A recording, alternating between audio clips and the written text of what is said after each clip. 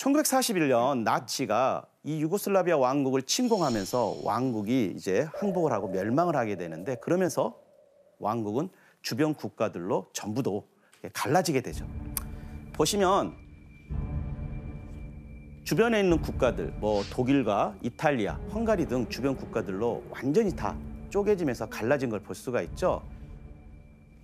자, 그런데 한 가지 독특한 국가가 보입니다.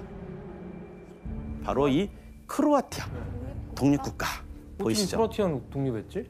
크로아티아는 그 당시에 크로아티아 독립을 지원해줬던 국가가 있습니다. 2차 세계대전 때 전쟁의 주역, 바로 히틀러, 나치 독일의 지원을 받아서 이렇게 독립국가를 만들어지게 되는 겁니다. 나치에 부역하는 사람들이 있었던 건가요? 당연하죠. 예, 나치에 협력도 하고 나치를 지지하면서 이때 이 지역을 장악을 하게 되는 거죠.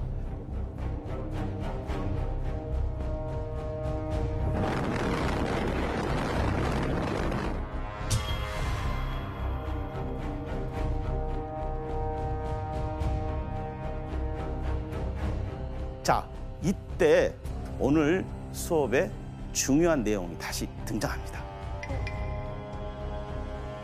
바로 이때 크로아티아인들에 의해서 첫 번째 인종 청소가 시작되게 됩니다.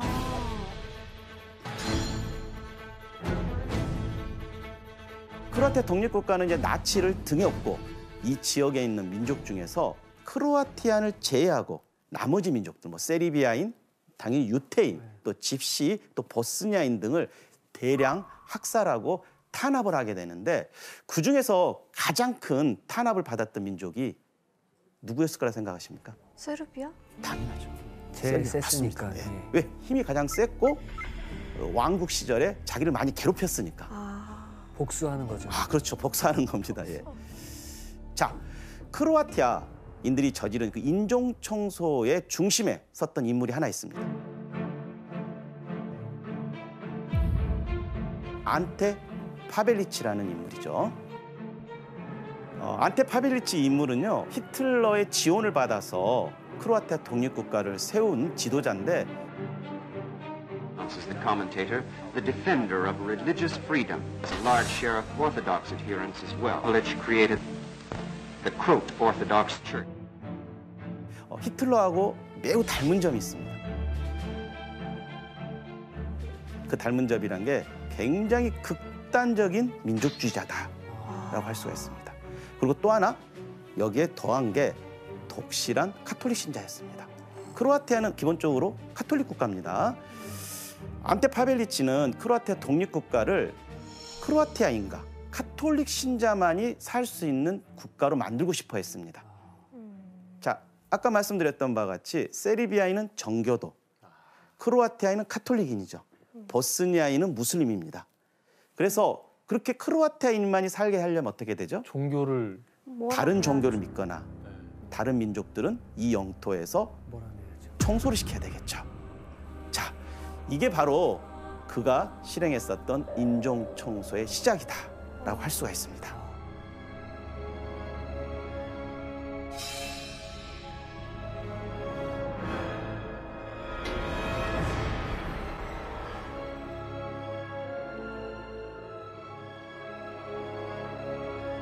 안테 파벨리치의 인종 청소는 그 히틀러가 있었던 방식, 그 아우슈비츠 수용소를 통해서 유태인을 대량 학살하는 그것과 또 하나의 자신만의 방식을 더하게 됩니다.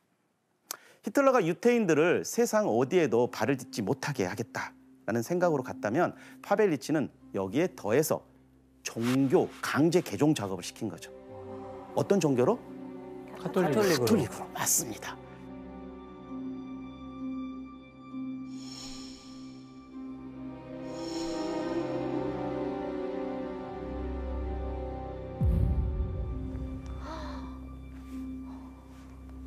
어이구.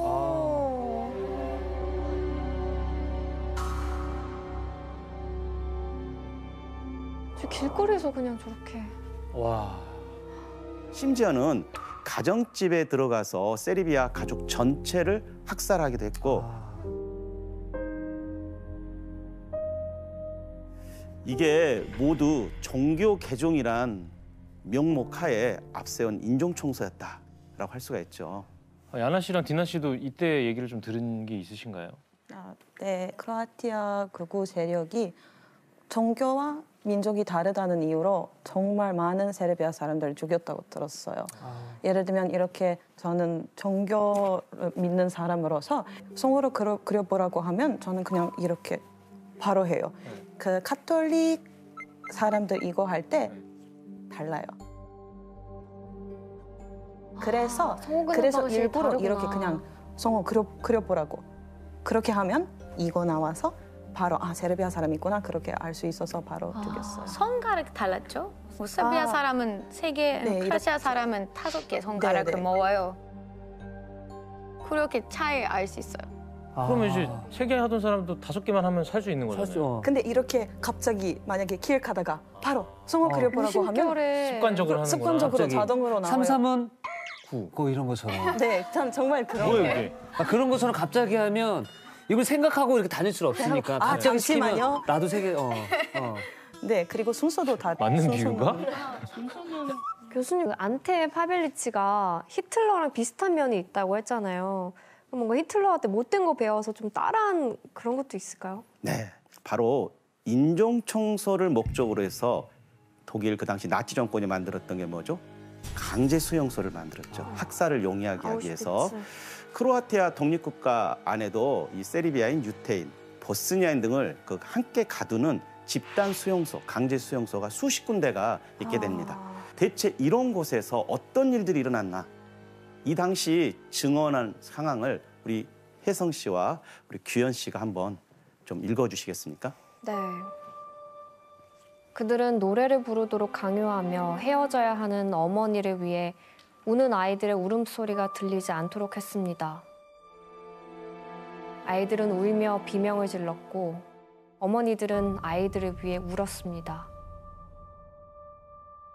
한 아이는 머리를 대변에 대고 누워 있었고 다른 아이는 오줌 속에 누워 있었습니다. 나는 그중 한 명에게 다가갔고 그녀는 미소 짓는 것처럼 나를 쳐다보았습니다. 그녀는 이미 죽어 있었습니다.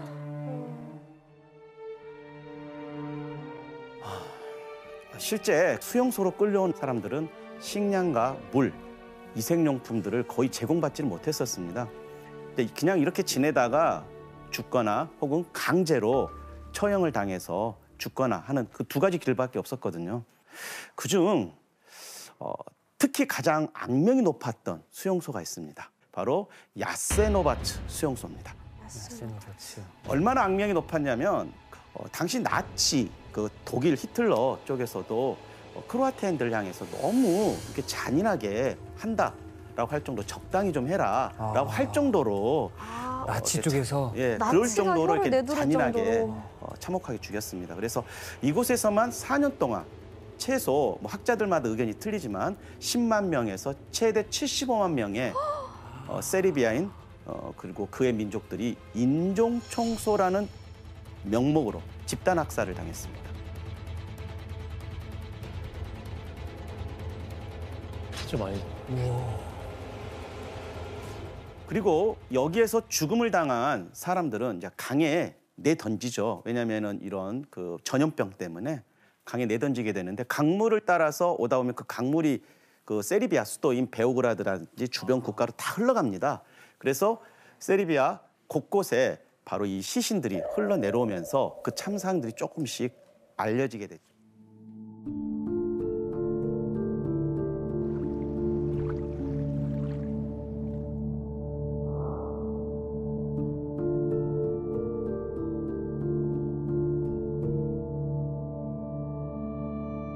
제2차 세계대전 중 유고슬라비아 전체 지역에서 죽은 사람이 약 170만 명 정도 됩니다. 그중에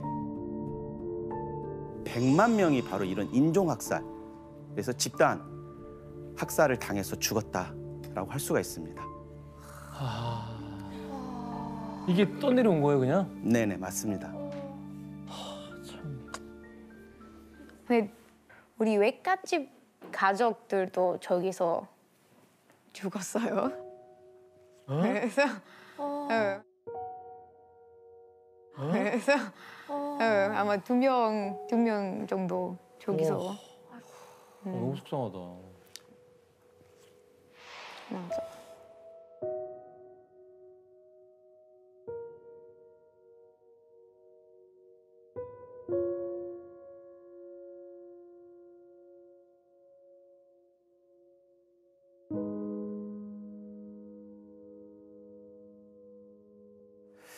하지만 1945년 5월 나치는 항복을 했고 이제 2차 세계대전은 끝을 맺게 되죠. 인종청소 주도했던 안테 파벨리치 어떻게 됐겠습니까? 큰일 났죠, 이제. 예, 큰일 났죠. 네. 그래서 그걸 피해서 도망을 칠 수밖에 없었습니다. 망명했구나. 그래서 오스트리아를 거쳐서 아르헨티나, 스페인으로 도망을 갔지만 끝까지 뒤쫓아왔던 세르비아인에 의해서 결국 죽음을 맞이하게 됐다를 할 수가 있죠.